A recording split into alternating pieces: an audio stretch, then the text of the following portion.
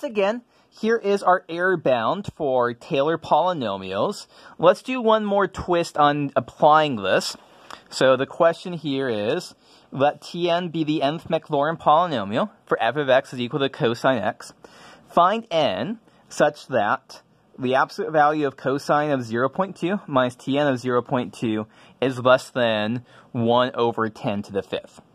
So how I'm going to attack this, I'm going to just to answer the question, to do this problem all the way out, and then at the end I'm going to show you, kind of explain what is the meaning of this. Why is this something that we care about? Okay, so what's going on here? We have, once again, here is our error bound, and on the right here, x is going to be 0.2. We're trying to, that's the particular value of x that we're thinking about. A is where we're centering our Taylor polynomials at. It's Maclaurin polynomial, so that means that we are centering at a is equal to 0. So our error bound is going to be k times 0.2 minus 0 to the n plus first power divided by n plus 1 factorial. So this is just going to be k times 0.2 to the n plus 1 divided by n plus 1 factorial. Okay, so at this point then, the remaining thing we have to figure out is, well, what's going on with k? So the point is that if we go back to the error bound thing, k needs to be chosen to be greater than or equal to the absolute value of the n plus first derivative of f at all these values of u. But the thing to realize is, if I bring this back, we can see here that the different derivatives are either cosine x, sine x, minus sine x, or minus cosine x. So the absolute value of the kth derivative of any value of x is either equal to the absolute value of sine x or the absolute value of cosine x. Well, guess what? What's an upper bound for sine and cosine, absolute values of them? That's 1. So this suggests that this is a great choice for k here.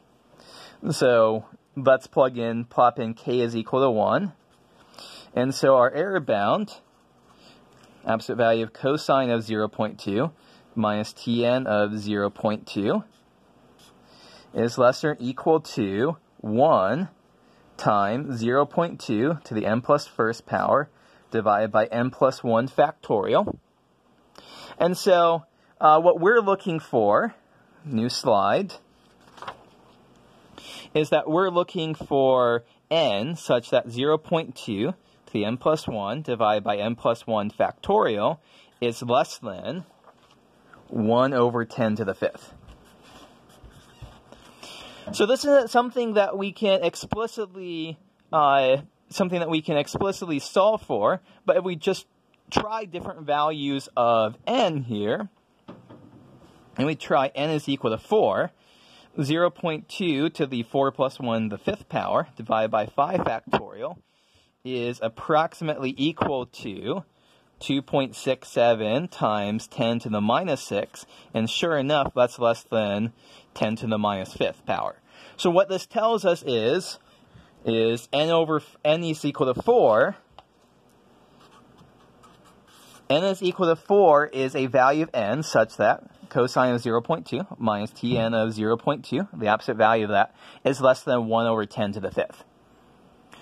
Okay, so what's the point of this? Why is this something, we've answered the question, why is this something that we care about? Well, let's first off write out what is T sub n of 0.2. So from our previous work about the Maclaurin series of cosine of x, so that was this work in here. Let me recopy this, but here is T sub 4 of x. It's 1 minus x squared divided by 2 plus x to the 4th divided by 4 factorial is 24. So what's going on here? Let's say you have some good reason that you care about what is cosine of 0.2. Well, if I just, go up to you and say, what is cosine of 0.2, and I don't give you any technology or anything like that, I think you're going to have a very hard time approximating to me what is cosine of 0.2.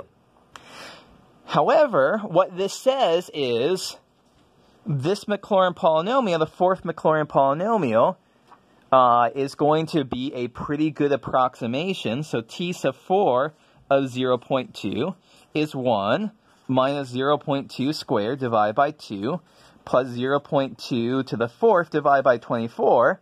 This is something that you can easily do like with a 4-function calculator. I did this earlier. This is about 0.9800, let me just cross that out and go again. 0.98006, and then that 6 is repeating there. This is what our approximation is here, and this is something we can do very easily without having a fancy calculator that can do trig functions and stuff like that. And our error bound on this previous page, it says that this is within 1 over 10 to the 5th. It's within 10 to the minus 5th. So we've got lots of correct decimal places. This 9, this 8, that 0, that 0. Those are all going to be correct decimal places here in our approximation of cosine of 0.2. And so so this is really good. These polynomials can approximate, and this error bound could tell us just how close we are. You might wonder, it's like, well, my calculator, my cell phone, I did a calculation on my cell phone before I record this video. Sure, my cell phone can calculate out what is cosine of 0.2. You might be wondering that. But then the fun question to realize this, one point to realize is, well, how do you think your cell phone is calculating cosine of 0.2? And there's a very good chance that your calculator, your cell phone, is going to be using some kind of Maclaurin approximation to calculate out cosine of different values. And how does the calculator know how many terms it has to calculate? Let's say your calculator wants to get 8 or 10 decimal places right. Well, this is going to be a way to tell you how many decimal places you need to accurately estimate cosine. So this might seem like a random thing. Why do we care about error bounds here? Why do we care about Taylor polynomials, Maclaurin polynomials? Hopefully this convinces you that, hey, these things make your calculator be able to calculate things. And that wraps up our section on Taylor polynomials.